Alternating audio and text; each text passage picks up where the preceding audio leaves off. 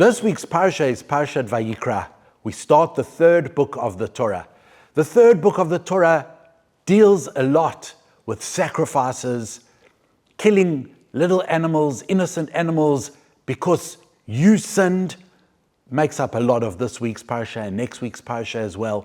And it's so difficult for our modern minds to accept that and to appreciate it. Even the great Rambam in the 1200s, he was troubled by this, and he even offers and says the only reason God allowed this was in order to wean the Jewish people out of their idolatrous practices, which involved animal sacrifices, and therefore God gave them this opportunity as well to wean them off eventually from animal sacrifices.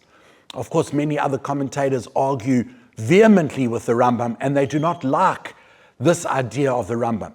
But for our modern minds, it is quite a difficult concept to understand.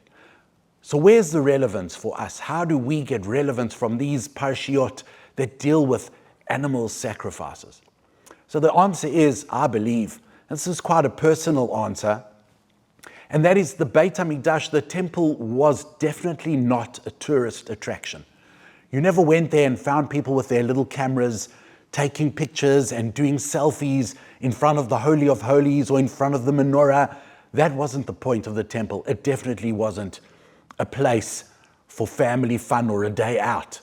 The temple was meant to be a place that was jarring, a place that would awaken a person to his mortality, to awaken a person to fix up his life, to realize, hey, maybe I'm going on the wrong path. Maybe I need to turn around. Maybe I need to fix myself up.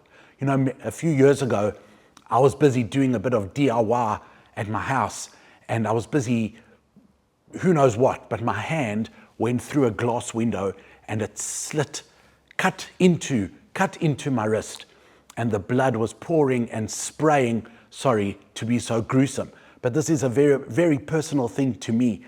And I saw my own blood on the wall and the floor and the curtains, and I must just tell you, it's a very jarring experience.